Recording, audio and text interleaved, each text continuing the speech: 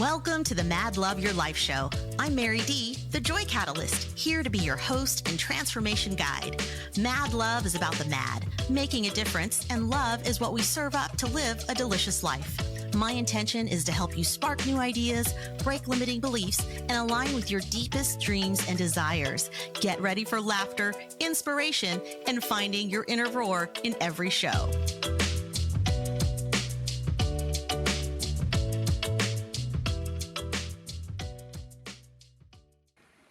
Hello, everyone, and welcome to the show. It's so great to have you here joining us on the Mad Love Your Life show. I have a amazing guest for you today, and her name is Christy. She brings almost 25 years of brand leadership and consulting experience across multiple verticals in consumer products and services. She is also, and most importantly, an intuitive guide, a tarot card reader, and a former yoga teacher. With this uncommon combination, Christy has delivered extraordinary results with her signature mix of empathy and intuition combined with powerful data. And it's what she calls part heart, part smart. From leading brands at P&G and Revlon to pioneering marketing at startup Hello Products. If you haven't tried Hello Products, they're super yummy. Super yummy in terms of just how good they are. And yummy because who doesn't want black toothpaste? and advising companies like Aetna, Abbott, and Pepsi, Christy has never met a problem she couldn't solve. And she is known for her deep understanding of the human behavior drivers behind her clients, customers, and consumers, and also knowing how to connect those to brand stories and offers that sell. Currently, Christy runs a go-to consulting agency for clients wanting to make an impact with their brand, offering a mix of consumer undertaking brand positioning and fractional CMO support. She also provides one-on-one coaching to mid-career women and hosts the Empathetic Leadership Collective, which is a membership for these legacy-making leaders to turn their soft skills into superpowers. So without much more further ado, I have to just welcome you, Christy, to the show, founder and chief strategist of Part Heart, Part Smart. But also more than that, you are also a great mom. And I want to acknowledge you for being one of those friends who just really turned out to be a surprise and delight. I don't know that I've ever really shared that with you. You've been just such a solid and supportive friend, and I feel super blessed to know you. And y'all, if you have never been to like a women's retreat or a men's retreat or part of a mastermind group of like-minded people, you could really be missing out on some valuable connections in life. And I say this because Christy, I feel like, is one of those people. I met her on a retreat in Italy, and from the moment we started connecting, we just haven't stopped. And we have not. Yeah, we haven't, right? And sometimes in life we get an opportunity to meet someone that we feel like we've known forever. And Christy, I'd say you're definitely one of those people for me. You know, I feel like our friendship has an old soul. Yes, we definitely have this like old soul friendship. It's so true. And I think just the point that you made too of like when you put yourself out into these opportunities, especially at our age, people complain about, like, oh, it's so hard to meet people. But when you take yourself out of your everyday life, I've had so many amazing connections. You've been such a special gift in my life who just showed up because I was willing to put myself out there and be open. And yeah, you've become just such a dear friend to me. And I'm really grateful. Aw, thank you. Thank you for that. Yeah, I want to kick us off because I feel like, you are such a wealth of knowledge and you have so much talent to boot. I mean, you're just so well-rounded in so many ways. So let's talk through what is the thing that you know now that you wish you had known before you ever got started in part heart and part smart, like what was the thing? Yeah.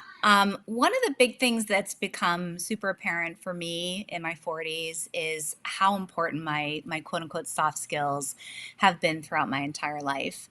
And I think when you grow up in a more corporate environment, grow up career wise in a more corporate environment, these skills of empathy and intuition and understanding and compassion, these are often sort of relegated to these secondary things, like these nice to haves.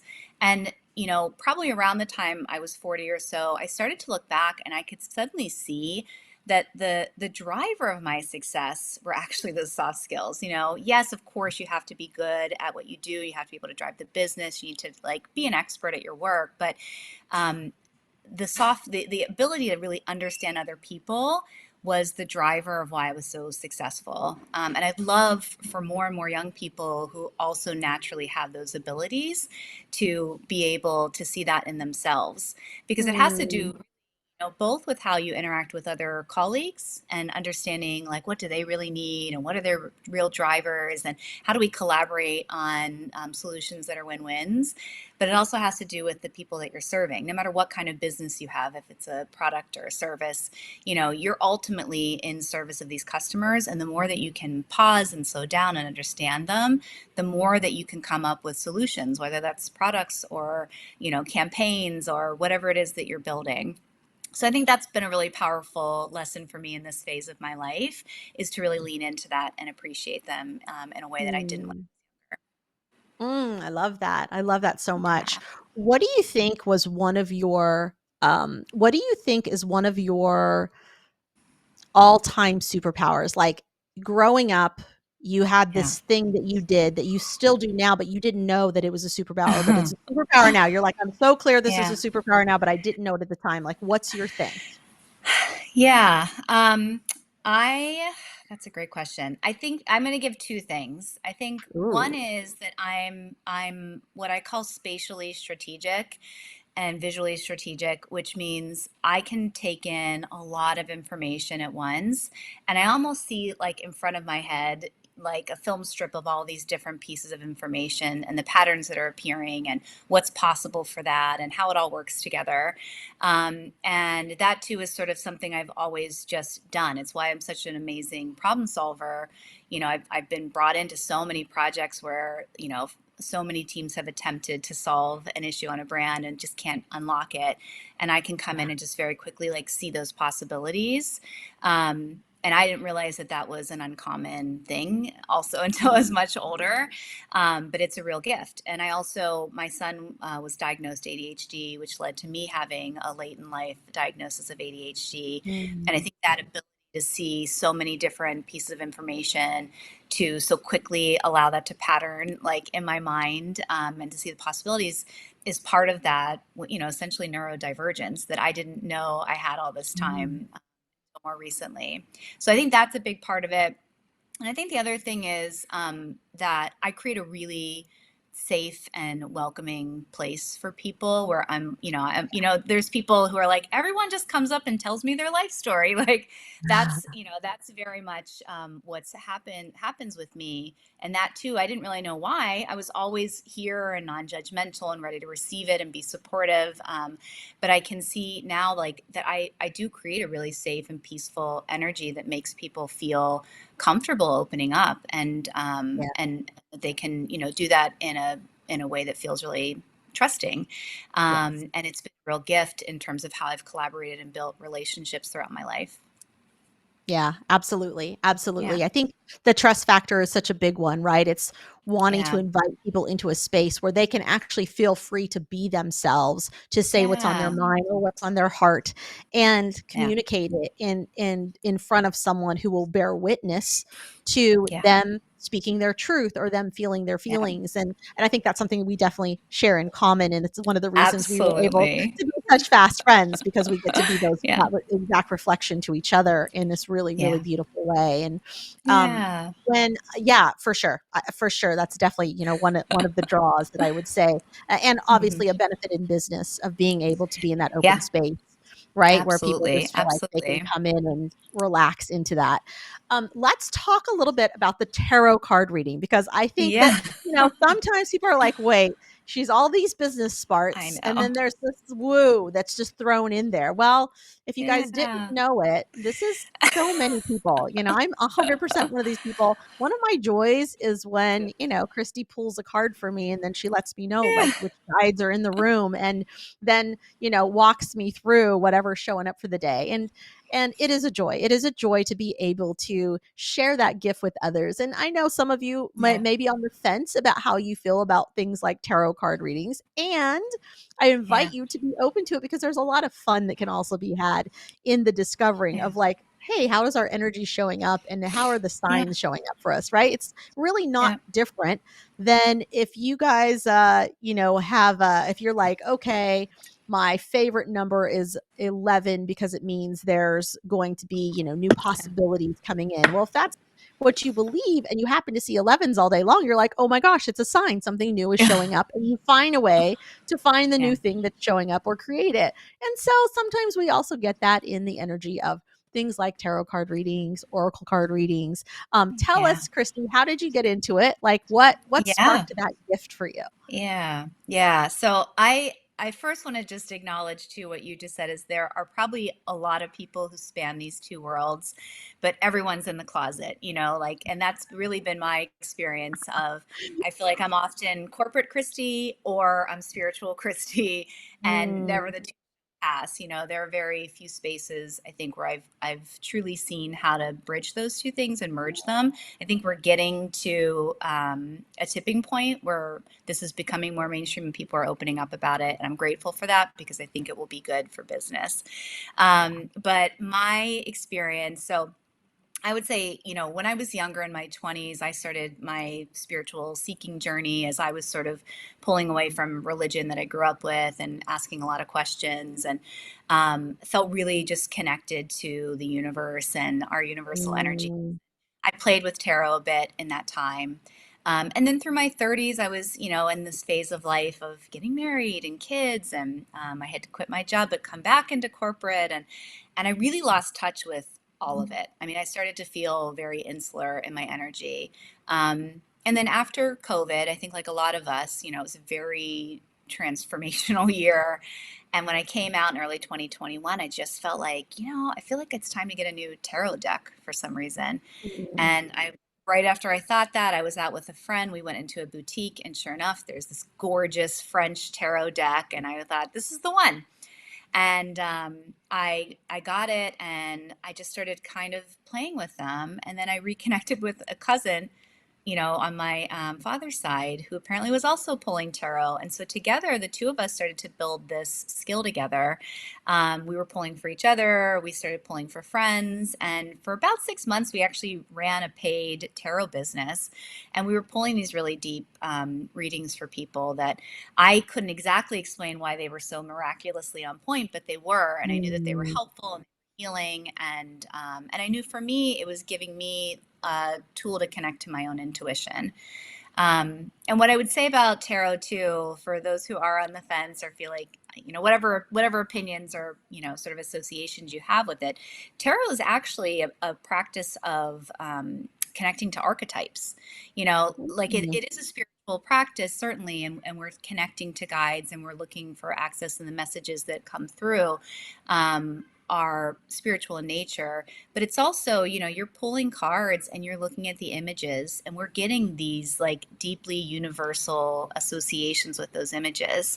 We're reading the stories that come behind those, and we're starting to pull meaning out of that. So I might pull a reading, that I'm giving that guidance, and there's a clear story in there, but the participant, the person who's receiving the reading, is also then applying their life experience and they're adding meaning to it, and that's really where you're getting that guidance. So I think whether people pray to a certain god, whether people get guidance through tarot cards, whether people, just listen to their own deep intuition, all of these are ways for us to get helpful guidance in our life. And this has just been mm. a really beautiful tool that's helped me blossom in my own intuitive skills and understanding and ability to help and heal others.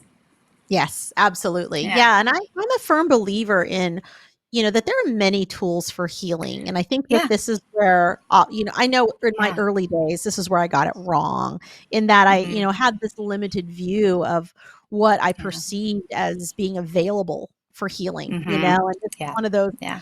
moments where I feel like I put God in a box of like, okay, God only heals in these ways, and it's like, Yeah. no, healing is it happens in so many ways. And as I get older and I also get to enjoy things like understanding neuroscience and understanding Yes. somatic therapy and just how movement is such a huge Hmm. part of also healing, that so Yeah. many people Yeah. just do talk therapy. Some people, it doesn't, talk therapy doesn't work at all. They really need Yeah. to be moving their body. They need to be tapping. They need to be Yeah. just on a different road where they're literally getting emotions and feelings out of their body.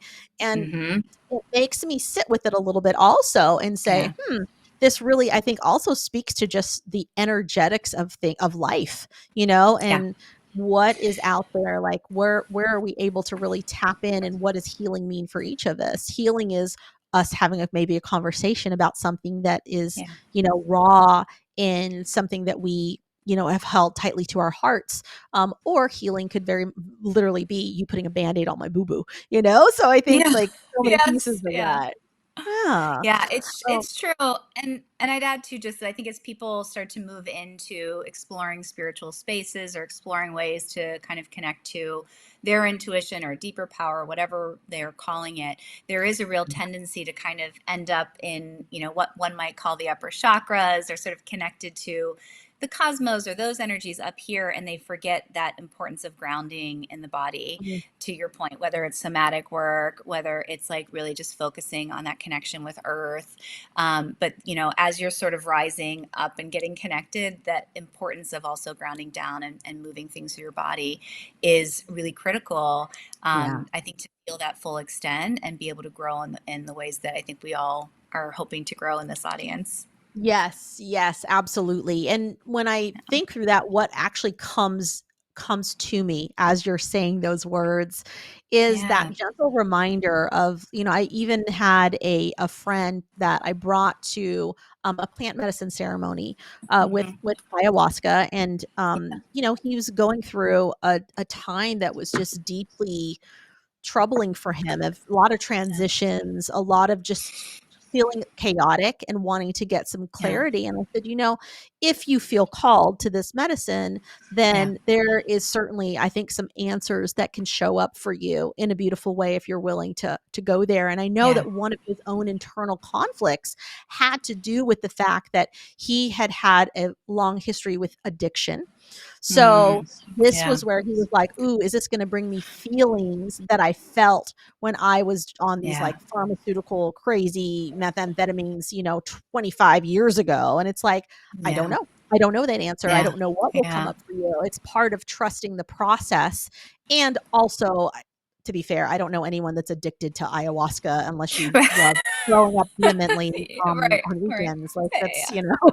I don't think this is on that Yeah, it's not particular really a list. party drug. Yeah. Yeah, this is, Yeah. I wouldn't Yeah. call it a party, yeah, definitely not a party Yeah. drug. Not that kind of party anyway. Yeah. But, want in to be in a place where you can sit and go deep and Yeah. offer, open up the energy to say, "Okay, great, what else is available for me that wants to come in that Yeah. I'm just not able Yep. to see for myself?" I feel like that's where plant medicine was really beautiful for him, because, Yeah. again, showing up with those conflicts in the same way around tarot, around whatever you wanna believe about those things, but that was one where I know, for him also, his religious background, being in the Church of Latter-day Yeah. Saints, that also was like, okay, is this going to make, like, I think his concern was like, is it going to make me feel differently about Yeah. God? And it's like, Yeah. no, it's like anything, like whatever your foundation is, there may be some things you're challenged with. And what a beautiful opportunity to ask yourself some questions to get real, right? When a challenge shows up, how can we just get really honest with ourselves? And what I found Hmm. about plant medicine in general is that it's sort of like money. More of it just makes you more of who you are. And so I Yeah. think that's Yeah. the other piece that, people don't always connect the dots. And I think the same with when we talk about energy healing, or we talk about tarot and the Yeah. oracles and the messages from beyond and things like that. Like, sometimes, these are the things that are, we're aware of them, and they're in our intuition, and they're along our timeline. We just haven't maybe fully tapped in, and some things we've maybe put our Yeah. head in the sand. Yeah, and even connecting the dots back to, you mentioned neuroscience earlier, right? Like so Mhm. much, often so much our resistance to these things, whether it's tarot or energy healing or plant medicines or whatever else, has to do with these deeply held subconscious associations that we've picked up over a lifetime that like Yeah. sets off a fear light, right? These are dangerous, these are unknown, I've heard bad things, like Right. especially when you've grown up in a religious space where it's, you know, and religion has many pros and cons. I'm not dogging religion, but there is Absolutely. often, there's a certain framework that's allowed there, and these things are outside of that framework. And I think as you grow and you're in a place of self inquiry, it's a really good opportunity to question, well, why am I feeling this resistance to these things? Where did it come from? Because you are going to have to dig deep to figure out where that's, you know, where that's at. And I would even say, you know, some of the plant medicine for me too, I remember going into that experience and I thought, gosh, you know, ayahuasca has so many negative associations, just the word for me being, you know, a sort of virgin Mhm. to it. And I had joked, oh, plant medicine, what a great rebranding. Like, you know, but then in the experience, I did feel like it was truly a medicine. Mhm. It was a way of opening this sort of all these limitations we place on ourselves that have disconnected us from earth and from nature. This is really a medicine to allow us to, that reconnection.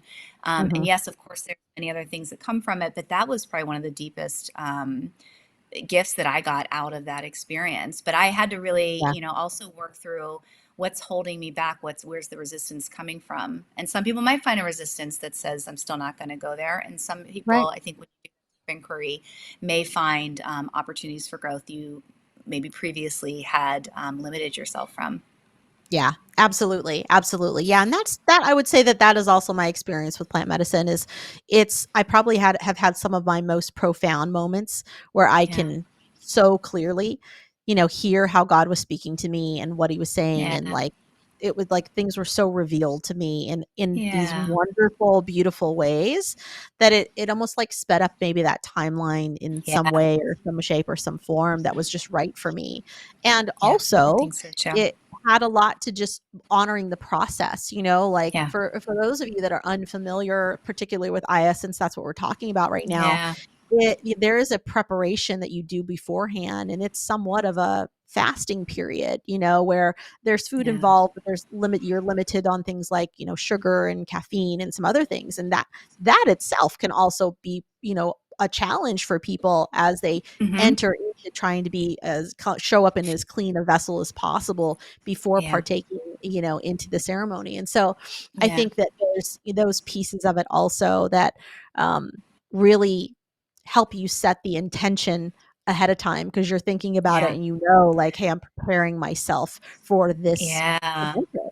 Yeah. Yeah. And And when you're a type A, you know, like big winning, you know, successful person that's used to yeah, controlling a lot of things and kind of being in your masculine all the time, like to be in a place where you need to surrender, where you need to actually let go and be willing to be vulnerable and open to something like that. It's just, even that is a beautiful practice of yeah, softening in ways that, you know, often, especially in our kind of high climbing, you know, 20s and 30s, yeah. often isn't as natural for us, especially as women. Yes, absolutely, Yeah, absolutely. I think one of the most fascinating pieces of it that was just again, just I think such a testament to the medicine yeah, part of it is, you know, watching my old partner who's very yeah, masculine, very, very manly, walk into the space and before it even started, just watching him connect with other men who are already so open-hearted and so just like showing up in this beautiful way and then watching him soften and just like yeah, totally lean in, like that was just really beautiful. And it yeah. reminded It me of like was. how again, people getting into a Yeah, retreat doesn't necessarily have to be a medicine retreat, but just yeah, getting into a space where you're with and connecting with other people and being able to have some shared experience. Um, it's life changing. yeah, It's those moments in time that you'll be able to look back on and connect some of those dots. So I really want to encourage, you know, those of you yeah, listening. I think sometimes it's easy, especially after the pandemic, if anything, conditioned people into yeah, what it feels like to be lonely and silo. And then somehow people got somewhat used to that. Some people loved it. And then other people found that they loved it for a period of time. But I think overall, people will yeah, say this was a pretty negative experience having to be, you know, sheltered and separated from people that I really love. And even stories I hear now about people who, for years, yeah, their own parents were like, sorry, I guess we can't see each other. And I was like, wow, just how hard that Yeah. would be. I think Yeah. about my own family. I'm like, oh, it's so hard for us to be apart in that sense. And Yeah. I'm like, but people have their own reasons for why they do what they do. And this is why I say, look, the world is open again. And like, what a beautiful opportunity to really get in Yeah. community with people and to be with others Yeah. and to Yeah. commune with those who are like-minded. Yeah, it's true. And I'll just add, I'm 45, about to turn 46, and four of my closest friends in the world, I've only met over the last 3 years. I have Mm, lots of other close friends, but I say that, because of, as I've been in sort of, I think, my spiritual awakening and moving through the transitions I'm moving through in my personal life and with my divorce, like everyone who I have met has been like an angel put on my path who was meant mm, to be part with me and it's become so dear to me. So it's just an invitation again for anyone, to consider that at any stage in life, people who are meant to be in your path can continue showing up on it. If you that's if you right. remain open, it's really Yeah. special. Yes, and there's something to be Yeah. said for chosen family. For those of you who are Yeah. like, "Hey, I don't come from a family that I love to be around or one that's Yeah. encouraging or one to be with." That's why you find your people, and you only Yeah. can, the easiest way to find your people is to find them in community, into doing something that Yeah. is the same and being Yeah. like-minded. I'm sure, Christy, that when you were being a yoga teacher, like, things Yeah. like yoga retreats Yeah. feel good because you're Yeah. obviously there with people who love yoga. So Yeah. there's that initial commonality, even for me as from when I was, single and in my 20s, and I'd go to a new city, I would go join a volleyball team, or I would go do Hmm. activities that I knew I loved because I was going Totally. to naturally find people who loved those same activities. And then I'd be like, Yeah. oh, now I found Yeah. friends. Now you're doing other things Yeah. together and you have community. And it's Yeah. such a big piece of it. And I think that people can get lost in that. And Yeah. y'all, I'm not always talking about, I think there's the businessy things that we do. A lot of you may Yeah. do, work seminars. And I'm not saying that you can't find Yeah. people that way. I've definitely still found my people through those channels as well.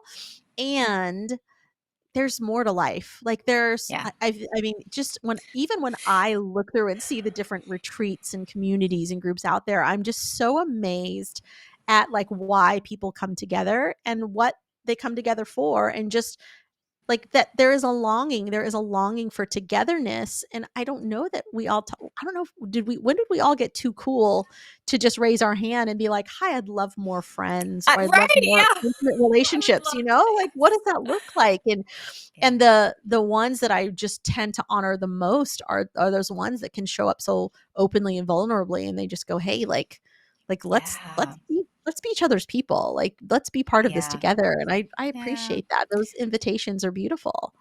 Yeah. And Mary, you too, I know you're planning a retreat of your own, and you are such an amazing facilitator of that kind of deep connection. I feel like you see the connective points amongst people and are just so skilled at bringing them together.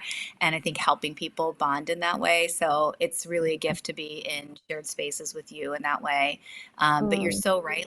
Big industry business conferences, absolutely, they have their place. My whole marketing and brand industry is in Cannes right now for the Festival of Advertising. But these more intimate gatherings with something like-minded, whether it's mindfulness, whether it's volleyball, whether it's Yeah. conscious leadership, whatever it is, that one unifying string, but being willing to go there and not talk about work, to talk about who you are, to talk Right. about what matters to you in this life.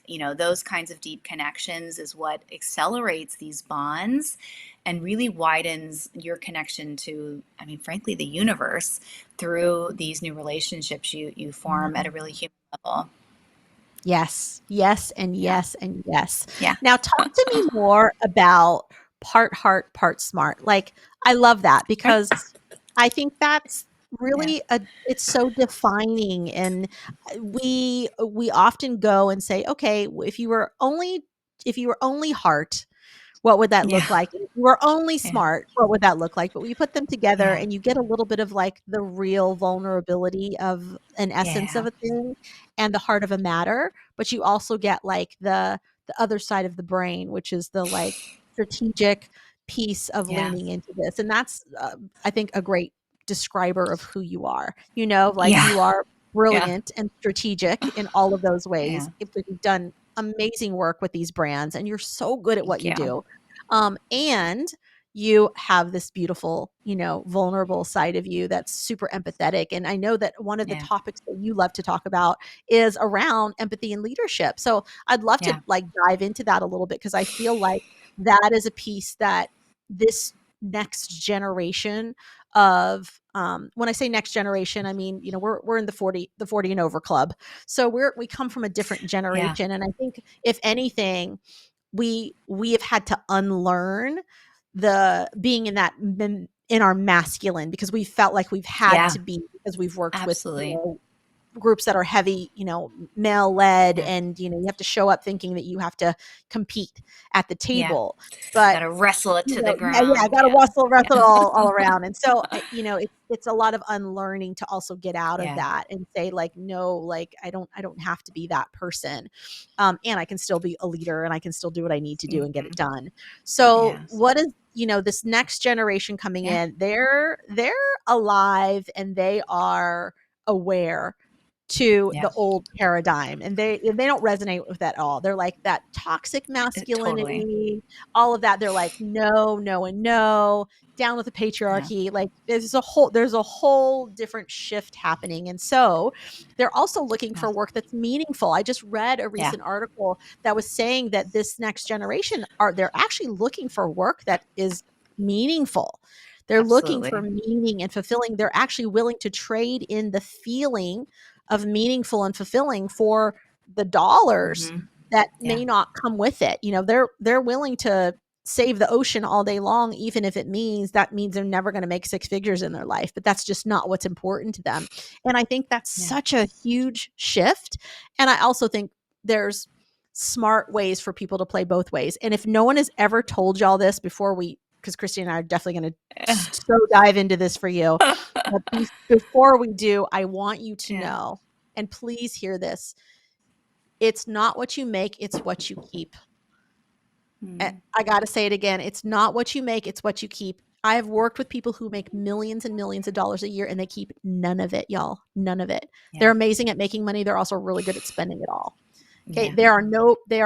They aren't better off than the They- blue collar, you know, the fireman who might make 100K a year and he saves and invests and learns how to work with his money, and those guys can retire millionaires. And I know it because my brother did it. So this is where I just want everyone to like know this. I wish this had been more clear to me when I was younger. I think I would have also been a lot less invested in like the hustle of trying to make money and be in this masculine space where I think I have to play.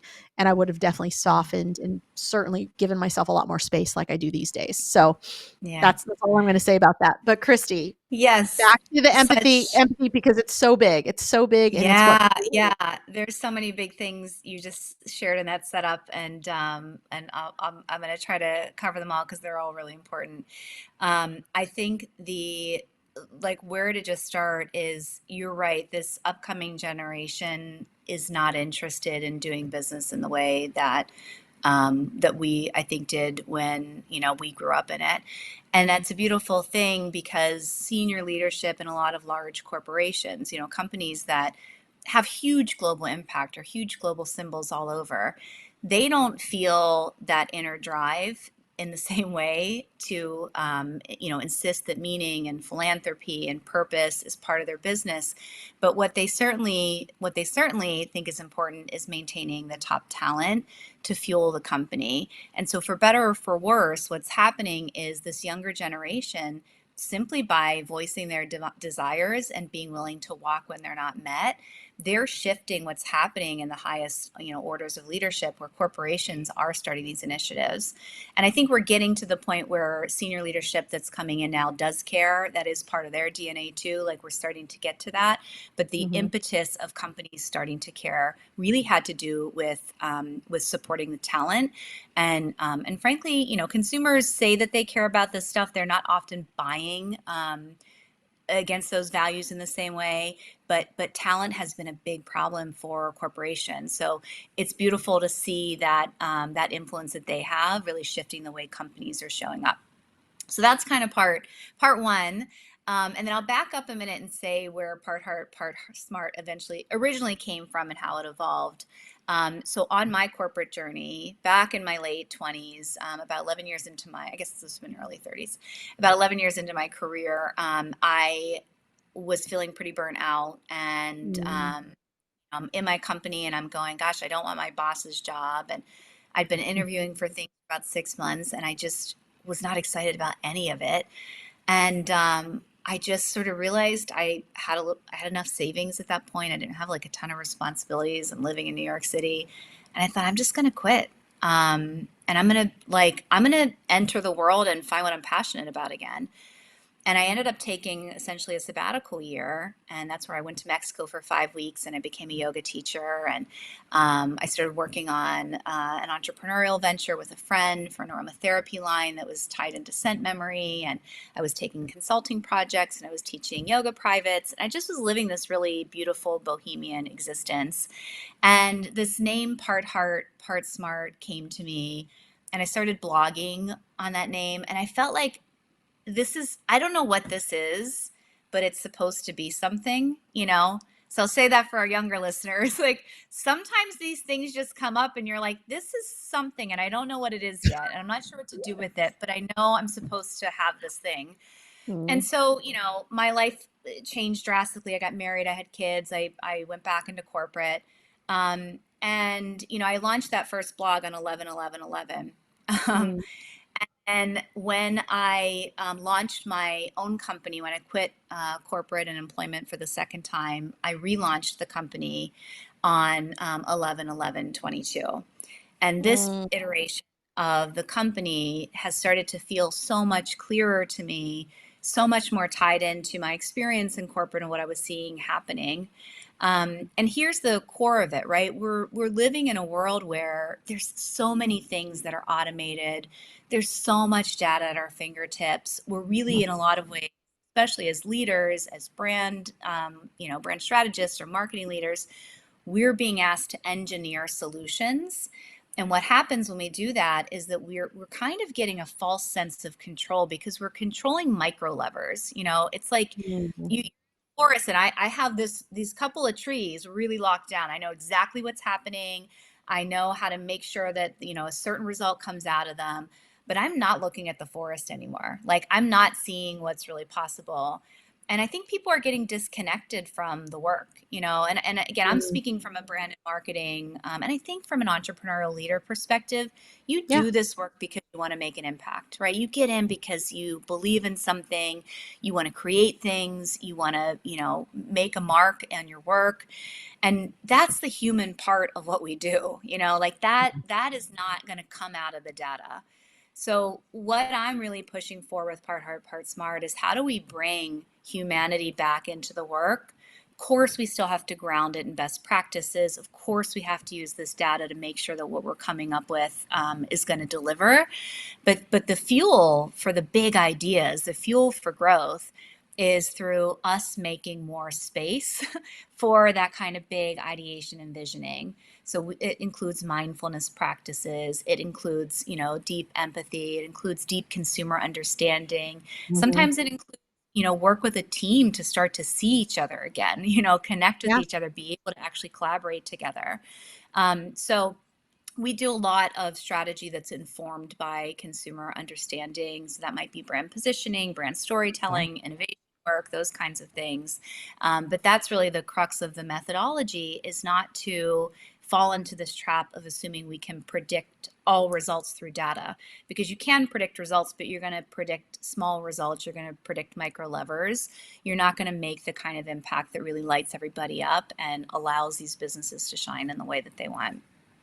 Yeah, absolutely. And I think that as we continue down the trends, and the path of understanding like how the workplace is shifting or how people's mindsets are Yeah. shifting, it's fascinating because more people are taking things like mental health days. I mean, Hmm. you would have never heard of such a thing Yeah. 20 years Yeah. ago. There was no Absolutely mental not. health day. It was like, Yeah. Or you great. certainly didn't tell your boss if you Y were You taking a mental definitely health did day. not, you didn't call it that, and you didn't tell your boss, and your boss for sure didn't say, "Good job. I'm glad you're self-caring for Right, yourself right. and, in your Yeah. anxiousness today, deciding to opt out Yeah. of the things that are just gonna make you more anxious." Like, it's like, yeah, the Yeah. compassion meter has shifted Yeah. greatly, and I Yeah. laugh because there's even certain songs, right? There's songs that I listen to the lyrics and I go, "This song was popular once upon a time. It would never fly Oh, today." yeah. Oh, Yeah. So true. so many of those. Yeah, and this is where I say what an interesting time we live in to be able to be alive long enough also to see these paradigm Mhm. shifts. Yeah. And as you know, paradigm shifts are, I have a big one that's on my heart, which is how do we uncouple out of relationships and still keep a family unit intact? And some of you are like, "Wait, Yeah. if you're uncoupling, how are you keeping a family unit intact?" And it's, well, that's exactly what I mean. It's how do Yeah. you leave the relationship as partners, right? You were partners, intimate partners, Yeah. maybe a husband and a wife, husband, wife and wife, whatever the Yeah. mixture is. And then that usually when that breaks down, people are angry and they hate each other. And it's easier to now, pit the kids against, make the kids pick sides, make the friends pick sides, Yeah. burst open a business. What if we didn't have to do that? And that's the paradigm shift Right. that I feel like I'm called into my next chapter in, which is, can we actually do this so consciously and intentionally as well as we can with what we're giving and where people are at? Can we learn to meet each Yeah. other in this space that says, I want to honor that we are no longer going to choose to live our lives together as a couple, but Yeah. we still have friends and community and maybe a business and our children Yeah. that are Yeah. involved in this process? And how do we lean in and how do we still stay in community with each other in some sort of beautiful, respectable way that Yeah. our children don't feel this negative impact, that they can actually still feel so fully loved and fully seen while we may no longer be able to do that in our own relationship. We still can Yeah. still have our friend circles, and maybe it means that we don't necessarily see them at the same time, but nobody has to choose which way. And I feel like Yeah. that's the big paradigm shift I would love to see, because even now we also have lots of, again, younger generation who aren't even sure. They're not sure. Yeah. A lot of them they like both genders, and that's very, Yeah. very common. Yeah. It's common to, as they're figuring it out, for a lot of them to say, "I don't think I want to get married," because I'm Yeah. watching our generation who are all at the 50% plus, Yeah. percentile of divorce, and they're like, "Well, I don't want that." And it's like, okay, and if that's the case, even in a breakup, even if it's not a marriage, even in a breakup, are you still going to suddenly not show up to community things? If you're in a volleyball club and that's what you love, are you just Yeah. opting out to do those things now because that person's there? Wouldn't it be so much better if we could learn to still walk into the same room with each other and Yeah. realize that there was love? There was love here. There was something birthed from love here. Yeah. And it's unfortunately complete. It's Yeah. complete. Fortunately, unfortunately, depending on how you look at it, complete. Yeah. And can we just complete on that chapter and turn a new page? And I think Yeah. that's the shift I know that I'm super excited about, because I feel like there's so much space for it, you know? Yeah, I And think so too. And just to add to that, I think I know one of the practices that's been really important for me is working on really transparent and honest communication, and mm, trusting that the more I speak honestly, like the more that actually just deepens bonds, even if the communication is difficult. And, yeah, I could say like in my, I'm moving through divorce, but in our marriage vows, one of the things I was really intentional about is I talked not about a promise of forever, but a choice for every day. It was mm, really like this is us choosing every day to show up in relationship. This is us choosing to treat each other in yeah, ways that we want to be together. And that it's maybe one day we don't choose it anymore for whatever reason. And I think there's something really beautiful about that, like two humans who can be so grateful for this time they had together.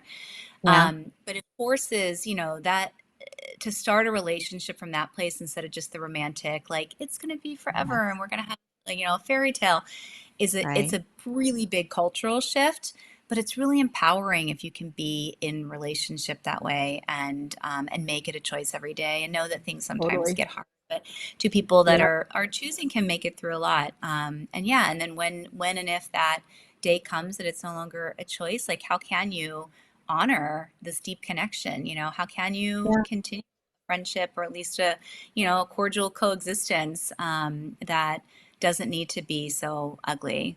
So I'm Yeah. 100% with you on Yes. coupling, I and think I think vows are getting rewritten everywhere. And I know yeah. this from did a I did a ceremony for one of my nieces this last year, and she is in a gay marriage. And Hmm. that, in our family is not like it's like one of those things that we're like on the side of like, no, you don't do that. And then it kind of went to Yeah. this gray line of like, okay, I guess we do that. And then now it's like, okay, all right, we do that. Right. But it took Yeah. a long time to get there. This was not like the fun news of the family. This was like the Yeah. what? This was Yeah. that news that everyone had to really come to grips with, and Yeah. go, okay, and like we love this human, and like she's not Yeah. a different human, she's still the same human. She's just choosing to do things, do love a little differently, and that's okay. Yeah. And Yeah. as we're talking through, I said, well, what kind of ceremony do you want? And it was so clear to me. She's like, none of this like traditional, like the Yeah. old school vows of like, I will Yeah. obey and all that stuff. I was like, okay, that's No. cool. Like Yeah. Yeah. choose your Choose adventure. your own adventure. Yeah. Yeah. And another friend of mine, I remember her sharing with me that her vows in her wedding were, as long as we're better together. So they were already That's a really, acknowledge. yeah. Yes, it's beautiful, right? It's Yeah. acknowledging that like there may come a time where we're no longer better together, Yeah. and Yeah. being able to just verbalize that in just the realness of that. I think we're Yeah. so honest in a really beautiful way, and they often would we'd be at an event together or spending the weekend together, and they would so often come Yeah. over to each other and go, "Babe, are we better together? Are we good together?" Like, Aw. and it was Yeah. really sweet because it was like a constant reminder of the vow Yeah. of the vow, Of the right? And it's promise. like you said, Yeah. it's a promise, it's a choice, it's a daily choice. And also, I think it's fun in a relationship to also be able to walk in when you're not feeling it and be like, "You know Yeah. what, Christy, today, Yeah. you and Yeah. me, I'm not choosing it today. I'm I'm just choosing. Yeah. mad, and it's just you left dishes in the sink and it's the worst," like whatever the thing is. And so I think like that's fun too, of like the 100%. fact that you can Yeah. play with it. And I just Yeah. hope that like people will also understand there are old paradigms, and they're from old things, y'all. They're from old Yeah. ways. They're from old And thinking. yes. And the deepest love will never be about possession. The deepest love will never be about like forcing somebody to be on a path. If it's no longer serving the highest good of Right. both parties, then the most loving thing to do is to set it free. And it's a big paradigm shift. Yes. Yes. And Yeah. and I, really want to speak to some of you who I'm sure right now might be a little shook by some of this. You're like, "Wait, what? Like it's not forever?"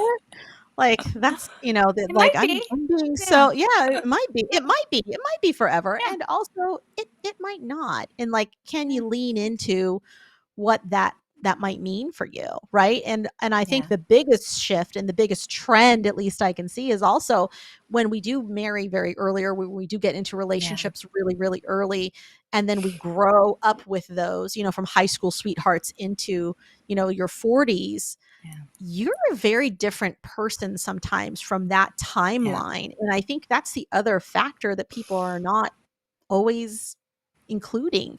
There are Yeah. all these little things that happen along the way that really make us who we are, and they create the factors that show up for us. What sometimes people find religion, sometimes people find God, sometimes people find just a new way of life. I mean, I can see people splitting up because one person's decided to be vegan and the other one is like adamant that it's steak night every night. So like it can be Yeah. those minute things. And it's like, where do your alignments shift and change? So the better we are at finding those aligned values in the beginning, then I Yeah. say the easier it is to stay together. And also, Yeah. what happens when someone's value systems really shift, or if you just find out Yeah. too late that their values are really different than yours. And I think those are also the pieces that we all just have to have some awareness to and around. And you go, okay, what's that look like? Yeah. What's that sound like? Yeah. Yeah. Yeah. I totally agree with the values piece. And I'd also say, one of my firm beliefs is being really, really grounded in the present, because the past is something Yeah. you can change and the future is something you can plan for but never really predict. Like the Yeah. only thing you have control over is right now. So I think it's also a worthwhile reminder, as you're in relationship, to be participating in what's happening right now. And it doesn't mean giving up your dreams or, forgetting what was good, but it does mean that you can't allow those to, basically the memory of the past or a promise of a future. You can't allow those to derail what you're Right. experiencing in the now, because this is all we really have.